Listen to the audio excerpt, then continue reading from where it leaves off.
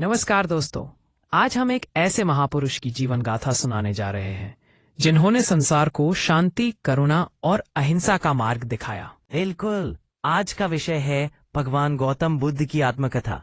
उनके जीवन के अनुभव और शिक्षाएं आज भी हमारे लिए प्रासंगिक हैं। तो चलिए उनकी यात्रा की शुरुआत करते हैं। उनका जन्म 567 ईसा पूर्व लुम्बिनी में हुआ था। उनके पिता राजा शुद्धोधन और माता महारानी माया देवी थे। सही कहा। सिद्धार्थ के रूप में जन्म लेने के बावजूद उनका जीवन एक राजकुमार के रूप में नहीं बिताया गया। उन्हें एक प्रश्न ने हमेशा व्यथित किया, जीवन का असली उद्देश्य क्या है? और यही प्रश्न उन्हें महल से बाहर निकलने पर मजबूर करता है। जब उन्होंने 4 दृश्य देखे, एक बूढ़ा व्यक्ति, एक बीमार व्यक्ति, एक शव और एक सन्यासी। इन दृश्यों ने उनकी आत्मा को हिला दिया। उन्होंने सोचा, जीवन नश्वर है, मृत्यु निश्चित है, तो फिर इसका सत्य क्या है? यही वह क्षण था जब उन्होंने अपने 29वें वर्ष में महल और परिवार को छोड़ने का निर्णय लिया। यह था उनका महाभिनिष्क्रमण। बिल्कुल। उन्होंने सत्य की खोज में निकलने के बाद कई गुरुओं से शिक्षा ली, लेकिन फिर भी उन्हें सत्य का बोध नहीं हुआ। फिर उन्होंने मध्यम मार्ग अपनाया, न अधिक विलासिता न अधिक कष्ट।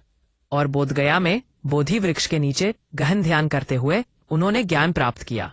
यह एक महत्वपूर्ण मोड़ था। उन्होंने समझा कि दुख का कारण तृष्णा है और तृष्णा पर विजय पाकर मुक्ति पाई जा सकती है। बिल्कुल। फिर उन्होंने सारनाथ में अपने 5 शिष्यों को पहला उपदेश दिया, जिसे धर्मचक्र प्रवर्तन कहा गया। यहाँ से बौद्ध धर्म की शुरुआत होती है। 4 आर्य सत्य और अष्टांगिक मार्ग के माध्यम से उन्होंने लोगों को दुख से मुक्ति का मार्ग बताया।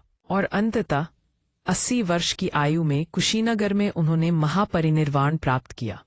उनका शरीर नश्वर था, लेकिन उनके उपदेश अमर हो गए। उनका संदेश आज भी जीवित है। करुणा, मैत्री और अहिंसा ही सच्चा धर्म है।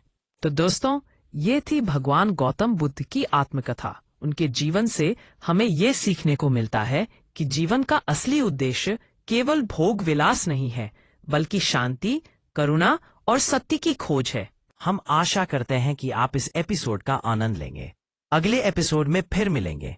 तब तक के लिए नमस्कार।